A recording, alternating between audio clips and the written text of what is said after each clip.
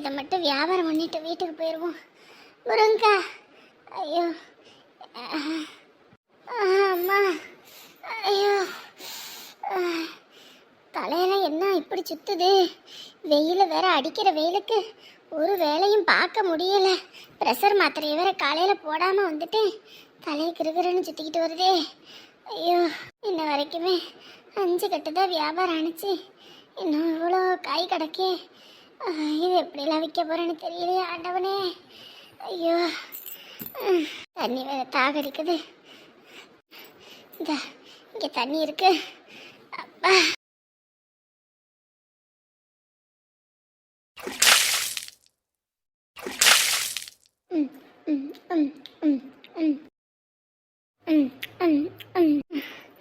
ஐயோப்பா, அடிக்கிற வெளுக்கு தொண்டையே வறண்டு போச்சு. தண்ணி குடிக்காம அப்படியே நடந்து வந்ததுக்கு அதுக்கும் தலையில சுத்துன்னு சுத்த ஆரம்பிச்சிருச்சு. ஐயப்பா, தண்ணி குடிச்சோன்னே தான் ஒரு மாதிரி இருக்கு. எதுக்கு தான் இந்த வெயில் அடிக்குதுன்னே தெரியல. ஐயோ, இப்பயே இந்த வெயில் அடிக்குதே. நீ சித்திரை மாசம்லாம் எப்படித்தான் மனுஷ மக்க வேலை பார்க்கறதுன்னு தெரியலப்போ. கஷ்டத்தை பார்த்தா வேலையாகாது.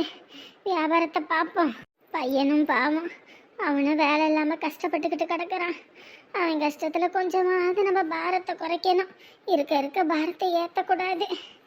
எப்படியாவது ஆண்டவன் முனியத்தில் அது வியாபாரம் பண்ணிடணும். ஆத்தா பகமாயி, நீதான்பா அருள் புரியணும். உன்னைதான் நம்பி இருக்கேன். இம்புட்டு இடமும் ஒண்ணுமே பண்ணாம புழங்காமே கிடக்குது. என்னங்க மாமா பண்ண சொல்றீங்க? விவசாயம் பண்ணலான்னு ஏதாவது ஒரு வேலை பார்த்தா தான் வெயில் அடிக்குது. சரி, விவசாயமே வேணான்னு விட்டா மழை அடிக்குது. இல்லையா, அதையும் மீறி விவசாயம் பண்ணினோம்னா அறுவடை பண்ற நேரத்தில் மழை அடிச்சு பயிரெல்லாம் அழுகி போயிடுது, இல்லைன்னா வாடி கருகி போயிடுது. என்ன ஒன்று சொல்றீங்க? இதை நம்பி ஒன்றும் பண்ண முடியல. நம்ம ஒத்தாள் இருந்தோம்னா கூட பரவாயில்ல. இது மொத்தத்தையும் எல்லாம் எடுத்து போட்டு பார்ப்போம், வைப்போம். நம்மளை நம்பி ஒரு குடும்பமே இருக்கு. நான் கடன் பட்டு அதை பண்ணி இதை பண்ணி வாங்கி இதில் போட்டு இதில் விளையாம போச்சுன்னு வைங்க, மொத்த குடும்பம் பசியும் பட்டினியில இருக்க முடியுமா? அதனாலதான் கடக்க. அப்படி எதுவும் உங்களுக்கு கஷ்டமா இருந்துச்சுன்னா இந்த தென்னங்கன்று எதுவும் நட்டு விடலாம்ல? எல்லாம் செய்யலாங்கம்மா. ஆனா அதுக்குன்னு காசு வேணுங்களா? ஒரு கண்ணே 130 ரூபா 150 ரூபா சொல்றாங்க. இப்ப இதை போய் நான் எங்க வாங்கி வைக்கிறது சொல்லுங்க பாப்போம். எல்லாத்துலயும் கஷ்டம் இருக்கதான் மாப்பிள்ள செய்யும். மாசத்துல ஒரு கண்ணுன்னு நட்டு விட்டீங்கன்னா கூட போதும். எதை நட்டாலும் தண்ணி வேணும் இல்லைங்க மாமா? தண்ணி வேணும் தாங்க, இல்லைன்னு சொல்லல. அதுக்குன்னு உங்களுக்கும் அதுல சொத்துல பங்கு இருக்கு பாத்தீங்களா? அங்கிருந்து தண்ணி எடுத்துக்கோங்க மோட்டர்ல. ஆனா ஏமாமா, ஏற்கனவே சண்டை நாரி போகும் தான். இப்ப இது விவசாயமே வேணான்னு விட்டாச்சு. நம்ம எல்லாரும் நல்லா இருக்கணும்னு தான் பண்றோம். ஆனா தம்பி எதுவும் சொல்ல மாட்டான். அப்புறம் என் குழந்தையாவே எதுவும் சொல்றது இல்லை. உங்களுக்கு என்ன வேணுமோ எடுத்துக்கோங்க, என்ன வேணாலும் பண்ணுங்கன்றாங்க. அவங்க ஏதோ சொல்லுவாங்கன்ட்டு தான் எதுவும் பண்றது இல்லை. சரி விடுங்க மாப்பிள்ள. அப்புறம் அங்கே ஊரில் வேலை கேட்டு வச்சிருக்கேன். இப்போ பெயிண்ட் அடிக்கிறதுலாம் உங்களுக்கு தெரியுங்களா இல்லை எப்படி? அதெல்லாம் தெரியுங்க மாமா. நான் அதான் தெரியுமா என்னன்னு தெரியல. சரி, தெரியும்னா 1200 சம்பளங்களாம், தெரியாதுன்னா 900 ரூபா சம்பளம். காலையில் 10 மணிக்கு போயிட்டு சாயங்காலம் ஒரு 5 மணி 6 மணிக்கெல்லாம் வீட்டுக்கு வந்துடலாம். அதில் எப்படியும் பார்த்தீங்கன்னா ஒரு 1500 ரூபா சம்பளம் கிடச்சிருங்க. அப்புறம் ராத்திரி வந்து ஒரு 9 மணிலேருந்து காலையில் ஒரு 4 மணி வரைக்கும் அங்கே ஒரு வாட்ச்மேன் வேலை ஒருத்தவங்க கேட்டிருந்தாங்க. அதுக்கு மாதம் 15,000 தருவாங்களாம். இப்படியெல்லாம் வருமானம் இருக்குது. நான் பொண்ணுக்கிட்டையும் சொன்னேன். அங்கே வீடெல்லாம் பார்த்து வச்சு கடைசியில் பொண்ணும் எதுவும் சொல்லலை. அதனால தான் என்னையே ரொம்ப பேசிவிட்டாங்க. என்ன உங்கள் மாப்பிள்ளையும் பொண்ணு வருவாங்க, நீங்கள் வைப்பாங்க, நீங்கள் எதுவும் சொல்லலை வைக்கலன்னு. என்ன சொல்கிறீங்க, வரீங்களா மாப்பிள்ள? இப்போ இருக்க குடும்ப சூழ்நிலைக்கு நான் எங்கிட்டு போயா இருந்தாலும் இவங்களை நல்லபடியாக பார்த்துக்கணும்னு மட்டும்தான் மாமா தோணுது. அது எந்த வேலையாக இருந்தாலும் பரவாயில்ல. உப்பு அழுறதா இருந்தாலும் சரி, கக்கூசு கழுவுறதா இருந்தாலும் சரி, டிச் அழுறதா இருந்தால் கூட நான் போய் செய்வேன். ஏன்னா குடும்பத்தை நல்லபடியாக பார்த்துக்கணும். தங்கச்சிக்கும் கல்யாணம் வச்சுருக்கோம். இன்னொரு தங்கச்சி வாழாமல் வந்து உட்காந்துருக்கு. எல்லாத்தையும் பார்க்கணுங்கள மாப்பிள்ள. நான் உங்களுக்கு கேரண்டி தரேன். நீங்கள் நம்ம ஊருக்கு வாங்க, உங்களை நல்லபடியாக நாங்கள் பார்த்துக்குறோம். ராணி உங்ககிட்ட சொன்னிச்சா என்னன்னு தெரியல. இந்த ஆறுமுகம் அந்த படுபாவி என் வேலையும் கெடுத்து போட்டான் மாமா. இப்போ வேலை இல்லாமல் வீட்டில் தான் இருக்கேன். எனக்கு என்ன பண்ணுறதுனே தெரியல. தங்கச்சி கல்யாணத்தில் போய் நம்ம இப்படி வேலை வெட்டி இல்லாமல் இருக்கோமே, அது ஒவ்வொரு நிமிஷமும் எனக்கு நரக வேதனையாக இருக்குது. எப்படியோ கல்யாணத்தை மட்டும் முடிச்சு வச்சு கரை சேர்த்துட்டேன்னா அதுக்கப்புறம் ஏதாவது ஒன்று பண்ணிக்கலான்னு பார்த்தா அதுக்குள்ளே இப்படி. விடுங்க மாப்பிள்ள. அவர் என்ன 600 ரூபா 650 ரூபா சம்பளத்துக்கு காலையில் 4 மணிக்கு போய் ராத்திரி 12 மணி வரைக்கும் வேலை பார்த்துட்டு வரீங்க. அங்கே வந்தீங்கன்னா அந்த சம்பளத்தை ரெட்டிப்பாக வாங்கிட்டு போயிடலாம் பார்த்துக்கோங்க. நீங்க எதுக்கும் நினைச்சு நீங்க கவலைப்படக்கூடாது. நாங்க இருக்கோம் சரிங்களா? பொண்ணை கொடுத்துட்டோமே எதுவும் பண்ண மாட்டோம் வைக்க மாட்டோம்னு நினைக்காதீங்க. எங்க பொண்ணு இந்த குடும்பத்துல வாழுது. இன்ன வரைக்கும் ஒரு சண்டை சச்சரவுன்னு எங்க பொண்ணு எங்க வீட்டுக்கு வந்தது கிடையாது. காசு பணம் உள்ள பிள்ளைங்க எல்லாம் கூட சண்டை சச்சரவுன்னு வீட்டுக்கு வந்து உட்காந்துருக்குதுங்க. ஆனா என் புள்ள இன்ன வரைக்கும் அந்த மாதிரி ஒரு நாள் வந்து உட்கார்ந்தது கிடையாது. அப்படி நீங்க பாத்துக்குவீங்கன்னு போது நாங்க உங்களுக்கு செய்ய மாட்டோமா? இன்ன வரைக்கும் என் மாமியார் இப்படி குடும்பப்படுத்துறாங்க, என் நாத்தனார் கொடுமை, என் புருஷன் கொடுமை, ஒரு நாள் என் பொண்ணு கண்ணை கசக்குனது கிடையாது. அம்புட்டு சந்தோஷமா பாத்துக்கிறவங்களுக்கு நாங்க எதுவும் செய்ய மாட்டோமா? நாங்கெல்லாம் வளர்ற காலத்துல தான் எங்களை ஏத்தி விடுறதுக்கு ஆள் இல்ல. ஆனா உங்களை ஏத்தி விடுறதுக்கு நாங்க இருக்கோம். எங்க உயிர் இருக்கிற வரைக்கும் நாங்க உங்களை பாத்துக்குவோம். ஆமா நிஜமா நீங்க இப்படி சொல்லும்போது ரொம்ப பெருமையா இருக்கு மாமா. எனக்கு அப்பா இல்லைன்ற கவலையே இல்லை மாமா. நீங்க இப்படி சொல்லும்போது என் அப்பா இருந்திருந்தா எனக்கு இப்படி தானே தேத்தி இருப்பாரு. என்ன மாப்பிள்ள, நானும் உங்களுக்கு அப்பா தான். மருமகனா யாரு? இன்னொரு மகன் தானே. எங்க பிள்ளைக்கு இப்படி ஒரு கஷ்டம்னா நாங்க என்ன விட்டுவிட்டு இருப்போமா? அதெல்லாம் நீங்க என்னைக்கு கவலைப்படக்கூடாது சரிங்களா? கல்யாணத்துக்கு நீங்க கஷ்டப்படக்கூடாதுன்னு சொல்லி தான் நாங்க 1,00,000 பணத்தோட வந்திருக்கோம். நீங்க எதை பத்தியும் கவலைப்படாம நீங்க கல்யாணத்தை ஜாம்னு நடத்துங்க. எதுவும் முன்ன பின்ன ஆனாலும் சொல்லுங்க. ஜாமான் செட்டா இருந்தா கூட நாங்க வாங்கி தரோம் சரிங்களா? போதும் மாமா, நீங்க இந்த அளவுக்கு எனக்கு சொல்றது போதும் மாமா. முதல்ல இருந்ததை விட இப்போ உங்களுக்கு பொறுப்பு அதிகமாக போயிடுச்சு. நான் ஒன்றும் உங்கள் அக்கா தங்கச்சை பார்க்கக்கூடாது வைக்கக்கூடாதுலாம் சொல்லலை. அவங்களுக்கு நீங்கள் தான் இருக்கீங்க, நீங்கள் தான் பார்க்கணும். இப்போ எப்படி என் பிள்ளைக்கு என் பையன் எல்லாம் பார்க்கணும் வைக்கணும்னு சொல்கிறான், அந்த மாதிரி தான் நீங்கள் இந்த தரிசு நிலமா அதை போட்டு வைக்காம ஏதாவது ஒன்று பண்ணுங்க. இதில் ஒரு பக்கம் வியாபாரம் வருதோ வரலையோ இப்படி அப்படியே அம்போன்னு போட்டு வைக்காம இந்த சொட்டு நீர் பாசனம் அப்படி இப்படின்னு என்னென்னமோ வந்துருச்சு. இப்போ அந்த மாதிரி ஏதோ ஒன்று பண்ணுங்க மாப்பிள்ள. அதுக்கு கூட நாங்கள் உதவி செய்கிறோம் சரிங்களா? சரிங்க மாமா. சரி வாங்க போகலாம். இன்ன வரைக்கும் சாமியை ஒரு நண்பனாக மட்டும்தான் பார்த்துருக்கேன். ஆனால் அவன் மனசில் இப்படி ஒரு எண்ணம் இருக்கும்னு எனக்கு இத்தனை வருஷம் தெரியாமே இருந்திருக்கு. அதுவும் இல்லாமல் என் மேலே அவன் இவ்வளோ அன்போடு இருப்பான்னு நான் நினச்சி கூட பார்க்கல. அது எப்படி ஒருத்தனால் இத்தனை வருஷம் என்னையை விரும்ப முடியும்? அதுவும் இல்லாமல் நான் அவனுக்கு பெருசாக எதுவுமே செஞ்சது கூட கிடையாது. ஆனாலும் என்னோடய ஒவ்வொரு பொருளையுமே அவன் அப்படியே பாதுகாத்து வச்சுருக்கானா? என்னால் நம்ப கூட முடியல. இந்த அத்தை இங்க இருக்காங்க பாத்தியா? இன்ன வரைக்கும் நம்ம அங்கங்க தேடிக்கிட்டு இருக்கோம். சித்தி, அத்தை என்னது பண்ணிட்டு இருக்கீங்க? எவ்வளவு நேரம் உங்களை தேடிட்டு இருக்கோம் தெரியுமா உள்ள? சித்தி வாங்க சித்தி, கண்ணாமூச்சி விளையாடலாம். அத்தை வாத்த. அத்தை என்னடா என்ன? எவ்வளவு நேரம் உங்களை தேடிட்டு இருக்கோம். நீங்க என்னதான் பண்ணிட்டு இருக்கீங்க இங்க? வாங்க போய் விளையாடலாம். நான் வரலப்பா, நீங்கள் 2 பேரும் போய் விளையாடுங்க. 2 பேர் இருந்தா எப்படி கண்ணாமூச்சி நல்லா இருக்கும்? நீயும் வாத்த.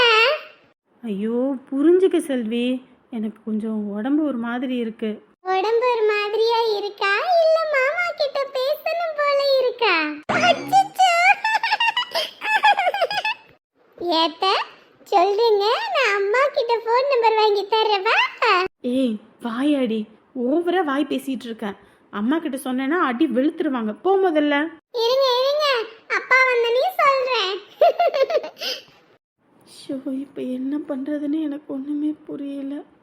வீட்டில் மாப்பிள்ளையும் பார்த்தாச்சு, பட்டை எடுத்தாச்சு, எல்லாமே பண்ணியாச்சு. இந்த நேரத்தில் இவ எதுக்கு இதெல்லாம் சொன்னா? சாமி என் மனசில் இப்படியெல்லாம் நினச்சி பார்த்ததில்ல.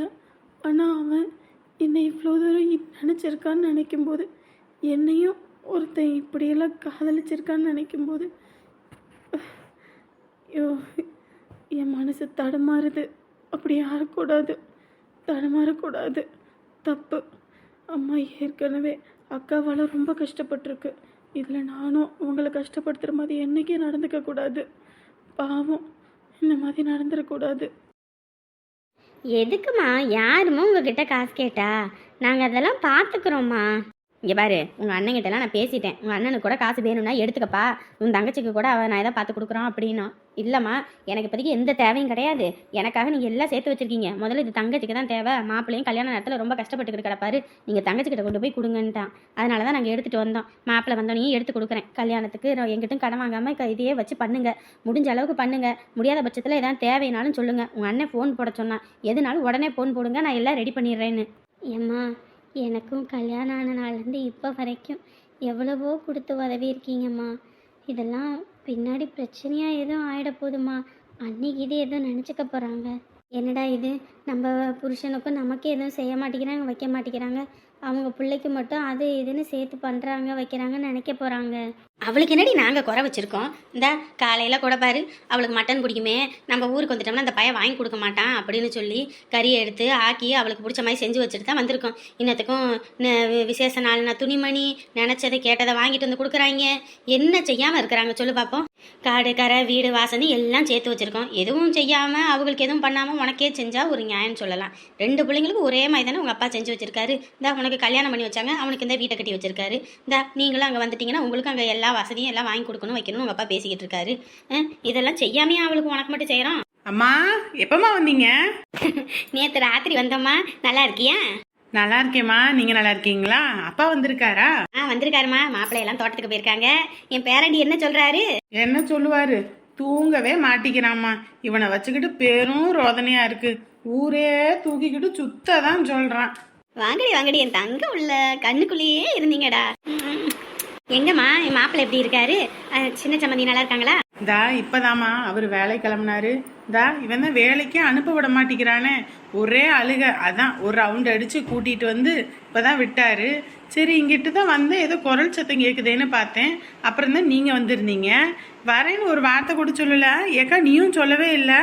அட எனக்கே தெரியாது, திடுதுப்புன்னு கிளம்பி வந்துட்டாங்க. கல்யாண வேலை தலைக்கு மேலே கிடக்கும், விருந்தாளி மாதிரி வந்துட்டு போக முடியாதுல்ல, அதுதான் கூட மாட எல்லாம் பார்க்கணும் வைக்கணும்னு வந்துட்டாங்க. ஓஹோ, அப்ப இப்பயே கல்யாண களை கட்டுது. எங்க கல்யாண பொண்ணு? அவ என்ன பண்ணுவா, அப்படியே அங்க உட்காந்துருப்பா உள்ள. ஓஹோ, ட்ரீம்ஸ்ல தான் இருப்பாங்க. சரி சரி, மாப்பிள்ளையும் பொண்ணும் பேசுறாங்களா? எப்படி? ஐயோ, உங்க அத்தை கிட்ட அதெல்லாம் பேச முடியுமா? அம்புட்டு தான். அதுதானே, அவங்க கிட்டயா பேச முடியும்? அந்த காலத்து ஆளுகளை வச்சுக்கிட்டு ஒன்றும் பண்ண முடியாது. இந்த காலத்துல எல்லாம் வீட்டுக்கு தெரியாம மீட் பண்றது என்ன, கிஃப்ட் அனுப்புறது என்ன, அதெல்லாம் ஒரு வசந்த காலம்தான். இங்க இப்பெல்லாம் எங்க அப்படி இருக்கு? ஏய் அம்மாலாம் இருக்காங்க, என்னடி பேசுற? ஒரு சிலர்லாம் இந்த காலத்துல கூட சின்னஞ்சிறுசுங்க மாதிரி பூ வைக்கிறது என்ன, வேலை செய்யற நேரத்துல பொண்டாட்டிய பாக்கணும்னு ஓடி வர்றது என்ன. ஏய் நீ வாங்க போற சொல்லிட்டேன். ஏக்கா நான் ஒண்ணு சொல்லலக்கா, பொதுவா சொன்னேன். நீ எந்த பொதுவாகவும் சொல்ல வேணாம். சரிம்மா, வீட்டுக்கு வாங்க சாப்பிடலாம். இல்லைம்மா, அடிக்கிற வெயிலுக்கு ஒன்றும் சாப்பிட முடியல. தான் சம்மந்தியம்மா தான் காலையில கம்மங்குள்ளா காய்ச்சி வச்சுருந்தாங்க, அதான் குடிச்சிட்டு இந்த மாங்காய் துண்டெல்லாம் இருந்துச்சு சாப்பிட்டோம். வயிறு ஃபுல்லாக இருக்குதுமா. அதானே, உங்க சின்னம்மாவை வீட்டுக்கு மட்டும் கூப்பிட்டா வர மாட்டீங்க, சாப்பிட மாட்டீங்க. அதான் உங்களை பத்தி தெரியுமேம்மா. புள்ள வீட்டுக்கு மட்டும் வந்துட்டு அப்படியே போயிடுறது. இந்த சின்ன புள்ள வீட்டுக்கு வந்தா உங்களுக்கு கஷ்டம். ஐயோ அப்படியெல்லாம் ஒன்றும் இல்லைம்மா. இப்போ என்ன, உங்கள் அப்பா வந்தோடனே அங்கே வந்து நான் சாப்பிட்றேன், போதுமா? ஏக்கா கொஞ்சோண்டு பருப்பு மட்டும் கொடுக்க, குழம்பு வச்சிடுறேன். அதுக்கப்புறம் நாளைக்கு ரேஷன் கடையில் வாங்கி தந்துறேன்டா. ஏடி எப்போ பார்த்தாலும் அரிசி பருப்பு வெளியவே தான் கடன் வாங்கிட்டு இருக்க. இப்படியெல்லாம் கடனே வாங்கக்கூடாது. என்னைக்கும் முடியறதுக்கு முன்னாடி வீட்டில் வாங்கி போடணும். அதை விட்டுட்டு எப்போ பார்த்தாலும் இப்படி கடன் வாங்கி பண்ணிட்டு இருந்தீங்கன்னா அப்புறம் வீட்டில் செல்வமே இருக்காம போயிடும் தெரியுமா? ஏக்கா நீயே சொல்லு, நான் என்ன வச்சுக்கிட்டா பண்றேன். என் புருஷன் வாங்கி போட்டா நான் வந்து வீட்டில் எல்லாம் கிடக்கும். அந்த அளவுக்கு குடிக்கிறதுக்கே நேரம் சரியா போயிருது. இதுல எங்க வாங்கி போடுறது? ஏதோ இன்னைக்கு முடிஞ்சிருச்சுன்னா நாளைக்கு வாங்கி போடலான்னா அது சுத்தமா தொடச்சி எடுத்தா தான் வாங்கியே போடுற மாதிரி இருக்கு. எந்த வீட்டில் இந்த உப்பு புளி பருப்பு அரிசி சர்க்கரை இதெல்லாம் குறையுதோ அந்த வீட்டில எல்லாம் கஷ்டம் தாண்டி. அப்படிலாம் இல்லாம இனிமேலாவது ஒழுங்கா போல 10 ரூபா காசு உன் புருஷன் கொண்டு வந்து கொடுத்து அதில் ஏதாவது வீட்டுக்கு தேவையானதை வாங்கி போடணும். அந்த நேரத்தில் தான் கடையில் அதை வாங்கிட்டு வா இதை வாங்கிட்டு வான்னு சொல்லி அந்த காசை கடையிலேயே வாங்கி தின்னு முடிச்சிடுற. அப்புறம் என்ன பண்ணுறது? ஆமாம் போக்க, ஏதோ 15 கையில் கிடைக்கிற நேரத்தில் தான் கடையில் வாங்கி திங்க முடியும். மற்ற நாளில் போய் வாங்கி திங்க முடியுமா? போக்க, இருக்கும்போது வாங்கி தின்னுக்க வேண்டியதான், இல்லாத போது அப்படியே இருந்துக்க வேண்டியதான். வாழ போகிறது கொஞ்ச நாள். இன்னைக்கு கண்ண முடுற நாளைக்கு முழிப்பான்னு கூட தெரியாது. அதனால தான் ஆசைப்பட்டதை வாங்கி திங்கிறேன். அதெல்லாம் ஒரு குறைன்னு சொல்லாதக்கா. கொஞ்சோண்டு பருப்பு கொடுக்கா, நாளைக்கு கொடுத்துறேன்க்கா. ஏண்டி ஒரு 30 ரூபா 40 ரூபா வச்சுனாலே கடையிலே போட்டா தருவாங்க. அந்த 40 ரூபா இருந்தா நான் இது இங்க வந்து நிக்கிறேன், இல்லாதனால இங்க வந்து நிக்கிறேன். இங்க இந்த பிள்ளைங்க நிக்குது, இதுங்க கிட்ட கேட்டு வேணுமான்னு வியாபாரம் பண்ணிட்டு போவான். முருங்கக்கா முருங்கக்கா 4.20 அத்தை என்னத்த நீங்க முருங்கை வித்துக்கிட்டு இருக்கீங்க? ஆமா அத்தா, வீட்டுல முருங்கை மரத்துல சடையா முருங்கக்கா. அதான் சரி நம்ம என்ன 2 3 தான் வீட்டுல சாம்பாருக்கு அறுத்து போடுவோம், மற்றதுல வீணால போகும். அதான் வியாபாரம் பண்ணுவோம்னு சொல்லிட்டு அத்தை கிட்ட எடுத்துட்டு வந்தேன். ஓ சரி சரி, இந்த வருஷம் நிறைய முருங்கைக்காய் தான் போல. ஆமா அத்தா, பறிக்காம விட்டுவிட்டேன், நிறைய வந்துருச்சு. அதான் சரின்னு எல்லாம் வியாபாரம் பண்ணுவோம் அப்படின்னு தான். முருங்கைக்காய் வேணுமாத்தா? நம்ம வீட்லயே முருங்கை மரம் கிடக்குது, நான் எங்க வாங்க போறேன் அத்தை? இருந்தா கூட நான் இல்லைன்னா கூட வாங்குவேன், இல்லை இருக்குது வேற. அப்படியாம்மா? சரிம்மா. உனக்கு? முருங்கை மரம் இருக்குதே. ஓ சரிம்மா. இங்கதான் எல்லார் வீட்லயும் முருங்கை மரம் இருக்குல்ல. அதான் அந்த காலத்திலே பெரியவங்க சொல்லிட்டு போயிட்டாங்களே, முருங்கையை வச்சா போகும்போது வெறுங்கையோட போவான்னு. அதனாலதான் ஆளுக்கு வீட்டுக்கு பின்னாடி முருங்கை மரம் வைக்கவும் அதுலயே காய் கிடக்குது. நீங்க இம்புட்டு காயை கொண்டு வந்திருக்கீங்க. இது இங்க யார் வாங்க போறா வைக்க போறான்னு தெரியல. பேசாட்டுக்கு அங்க கடைகள்ல எதுவும் கேட்டு பாருங்க வேணுமான்னு. ஒரு காய் 20, 25 ரூபா, 15 ரூபாய்க்குள்ள வியாபாரம் ஆனிச்சு. இப்ப முருங்கை சீசனோட எங்கி எல்லார் வீட்லயும் கிடக்கறனால ஒண்ணும் பண்ண முடியாது பாருங்க. அதுதாம்மா இம்புட்டு காயை பறிச்சுட்டு வந்தேன், என்ன பண்றதுன்னு தெரியல. போங்க. சரி அத்தை, ஒரு 2 கட்டு கொடுங்க. ஏக்கா, நானே உன் வீட்ல இருந்து முருங்கைக்காயை வாங்குறேன், நீ என்னக்கா அவங்க கிட்ட காசு கொடுத்து வாங்குற? காலையில இருந்து வெயில்ல வேகாத வெயில்ல அலைஞ்சு திரியிறாங்க. 2 கட்டு வாங்குறதுல என்ன குறைஞ்சிட போறேன்? ஏத்த, ஒரு 2 கட்டு கொடுத்த, நீயே பார்த்து எடுத்துக்கட்ட. வா வந்து எடுத்துக்க. பரவாயில்ல, இங்க நம்ம மரத்து காய் கூட எல்லாம் பிஞ்சா சின்ன சின்னதாத்தான் வரும். இங்க நல்ல நீட்ட காய் தான். என்ன பெரியம்மா இங்கே நிற்கிறாங்க? என்ன பண்ணிட்டு இருக்காங்க? எனக்கு கொழுந்தனாரே, வாங்க முருங்கைக்காய் வாங்க. முருங்காயா? என்ன வியாபாரம் ஆரம்பிச்சாச்சா? ஏற்கனவே பால் வியாபாரம், முட்டை வியாபாரம், இப்போ முருங்கைக்காய் வியாபாரமா? கலக்குறீங்க போங்க. அட நான் இல்ல, பெரியத்தை தான். இது பெரியம்மாவா? ஆமா, வீட்ல முருங்கை மரத்துல நிறைய காய் காய்ச்சிருக்கு போல, அதான் எடுத்துட்டு வந்திருக்காங்க. பெரியம்மா என்னைக்கும் இந்த மாதிரி எல்லாம் வந்து வியாபாரம்னு வந்து நின்னது கிடையாது. இன்னைக்கு என்ன இப்படி வந்து நிக்கிறாங்க? சின்ன பொண்ணு வேற சொல்லிக்கிட்டு இருந்தா, மாமாவுக்கு வேற வேலை இல்லையாமா அப்படி இப்படின்னு. அதனாலக்கு இது இந்த மாதிரி வந்திருப்பாங்களா? நானே இந்த வீட்ல முருங்கை மரத்துல முருங்கைக்காய் காய்ச்சி தொங்குது, இருந்தாலும் நம்ம அத்தைக்காக வாங்குவோமேன்னு வாங்குறேன். வாங்க கொழுந்தனாரே. பெரியம்மா, மொத்தம் எத்தனை கட்டு இருக்கு அதுல? மொத்தம் 45 கட்டு இருக்கு. சரி, அதை நான் காசு கொடுத்து வாங்கிக்கிறேன், என்கிட்ட கொடுங்க. 45 கட்டுமா? ஒரு கட்டுக்கு 4 முருங்கைக்காய்னா 45 கட்டுக்கு ஆத்தாடி ஊருப்பட்ட விலை வரும். இது என்னப்பா நீ வாங்குற? ஏன் கொழுந்தனாரே, என்ன முருங்கைக்காய் கம்பெனி எதுவும் வைக்க போறீங்களா? பெரியம்மாவை பற்றி எனக்கு தெரியும், அவங்க வைராக்கியமானவங்க. நான் கஷ்டம்னு சொல்லி காசு கொடுத்தனாலும் வாங்க மாட்டாங்க. ஆனால் பொருள் வியாபாரம் பண்ணுற நேரத்தில் நான் எவ்வளோ கேட்டாலும் கொடுத்து தானே ஆகணும். வீட்ல இருக்கிறது அந்த குழந்தையோட சேர்த்து 4 பேர் தான். 4 பேத்துக்கு 40 கட்டு வாங்கி என்ன பண்ண போறீங்க? பெரியம்மா கொடுங்க பெரியம்மா. எம்மாடி, நீ வேற 2 கட்டு கேட்ட, எடுத்துக்கம்மா. அத்தை, அதான் தம்பி வாங்கிக்கிறாருல, அவர்கிட்ட கொடுத்துருங்க. எம்மாடி உனக்கு? நீங்க வேறம்மா, நானே இந்த பருப்பு வாங்க கூட காசு இல்லாம இருக்கேன், இதுல எங்க போய் முருங்கைக்காய் வாங்குறது? வாங்கினா கை மேல காசு கொடுக்கணும், எனக்கு வேண்டாம்மா. சரி இங்கே கொடுங்க. மொத்தம் எத்தனை ரூபா பெரியம்மா? மொத்தம் 45 கட்டு இருக்கு, நீ ஏன் ஏதாவது பார்த்து போட்டு குடியா? இந்தாங்க, இதில் ஒரு 5000 ரூபா இருக்கு. ஆத்தாடி, 5000 ரூபாயா? இந்த முருங்கைக்காயில அவ்வளோக்கெல்லாம் வராதுப்பா. பெரியம்மா, இது வராதுன்னு எனக்கு தெரியும், பிடிங்க. இல்லப்பா, நீ இந்த காய்க்கு உண்டான காசை மட்டும் கொடு, இல்லையா நான் எங்கிட்டாவது வியாபாரம் பண்ணி பாத்துக்கிறேன். இம்புட்டு பணம்லாம் எனக்கு வேண்டாம். பெரியம்மா, நான் காலேஜ் படிக்கும்போது எத்தனையோ நாள் சாப்பாட்டுக்கே வழி இல்லாமல் நான் நடந்து போகும்போது காசு கொடுத்து பஸ்ஸில் போயா நடந்து போவாத அப்படின்னு சொல்லியிருக்கீங்க. பட்டினியா போகும்போது சாப்பாடு கட்டி கொடுத்து விட்டுருக்கீங்க. படிக்கும்போது 4 பிள்ளைங்க வாங்கி கடையில் வாங்கி சாப்பிடுவாங்க, நீ வெறும் வாயை பார்த்துட்டு இருப்பியான்னு சொல்லி எத்தனையோ நாள் எனக்கு தீனி அது இதுன்னு செஞ்சு கொடுக்குறதா இருக்கட்டும், கையில் காசு கொடுக்குறதா இருக்கட்டும்னு எல்லாம் பண்ணியிருக்கீங்க. அத்தனை 3 பிள்ளைங்க இருந்தாலும் அவங்களோட சேர்த்து நானும் 4வது பிள்ளைன்னு சொல்லி அவங்களுக்கு துணி எடுத்தாலும் எனக்கும் சேர்த்து எடுத்துருக்கீங்க. அப்படியெல்லாம் பார்த்தானா இதெல்லாம் அந்த இதுக்கு ஈடிணையே இல்லைன்னு தான் சொல்லணும். குடிங்க. வேணாயா, உங்க ஆத்தாளுக்கு தெரிஞ்சா சண்டைக்கு வந்துருவா, வேண்டாம்ப்பா. இங்கே பாருங்க, சும்மா என்கிட்ட கோவப்பட வைக்க கூடாது. நானா காசு கொடுத்தா நீங்க வாங்க மாட்டீங்க, நான் காய்க்கு உண்டான காசை தான் கொடுக்குறேன், புரியுதா? ஐயோ, இது அம்புட்டெல்லாம் வராதுப்பா. சும்மா புடிங்க புடிங்க. அண்ணனுக்கும் வேலை இல்லைன்னு சொல்லிட்டு சின்ன பொண்ணு சொல்லிட்டு இருந்தா. கவலைப்படாதீங்க, எது தேவைனாலும் அண்ணன் வேலைக்கு போற வரைக்கும் நான் பண்றேன். போயிட்டு வரேன் பெரியம்மா. சரிப்பா. பெரியம்மாவுக்காக காசு கொடுத்து இன்புட்டு காயும் வாங்கியாச்சு. இப்போ வீட்டுக்கு கொண்டு போனால் என்ன ஆட்டம் கட்ட போகிறாங்கன்னு தெரியல, பார்ப்போம். அத்தை, தர்மம் தலை காக்கும்னு சும்மாவா சொன்னாங்க? அந்த காலத்துல நீங்க பண்ணின உதவிதான் இன்னைக்கு உங்களுக்கு வந்து விளைஞ்சிருக்குன்னே சொல்லணும். இல்லம்மா, இப்ப நான் இந்த காசை கூட வாங்க மாட்டேன். பையனுக்கு இப்ப வேலை இல்லம்மா, வேலை இல்லாம வீட்டுல கிடக்குறான். அதுதான் வீட்டுல கிடக்குற முருங்கைக்காயை பறிச்சு கொண்டு வந்து வியாபாரம் பண்ணா கூட ஏதோ 10 கிடைச்சா வீட்டு செலவுக்கு ஆகும். பிள்ளைக்கு வேற கல்யாணம் வச்சிருக்கோம், இன்னொருத்திக்கு வேற உடம்பு சரியில்லை. இதெல்லாம் பார்த்துக்கிட்டு தாம்மா என்னால மனசு கேட்க முடியலன்ட்டு வந்தேன். ஆனா இப்படி வியாபாரமே ஆகல.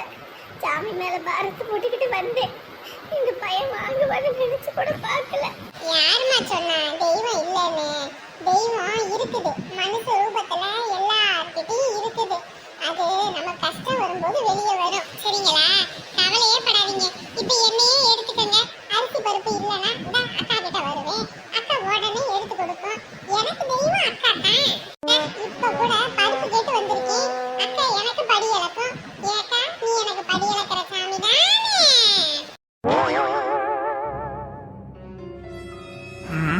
அங்க வேலை செய்யறத பார்த்தா அமுதா பொண்ணு மாதிரி இருக்கு. இங்கிட்ட எல்லாம் பாருங்க மாமா, நல்ல விவசாயம், நல்ல நெல்லு விளைஞ்சு வந்திருக்கு. இதெல்லாம் அறுவடை செய்யற பதத்துல வந்து நிக்குது. அங்கேயே நின்னுகிட்டு இருக்காரு. மாமா வாங்க மாமா. தம்பி, அங்க பார்த்தா அமுதா பொண்ணு மாதிரி இருக்கு. அதான் அமுதா எதுக்கு மாமா இங்க வர போறா? அவ வீட்டுல இருக்கா. இல்லைங்க மாப்பிள்ள, அமுதா தான். அங்க பாருங்க.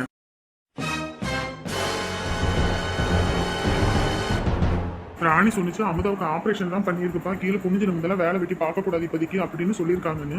இந்த பொண்ணு படிக்கு இந்த வேலை வந்து பார்த்துக்கிட்டு இருக்கே, கையில் கீழ் பிரிஞ்சு போச்சுன்னா என்ன பண்றது? என்ன இப்படி பொறுப்பு இல்லாத பிள்ளையா இருக்குது?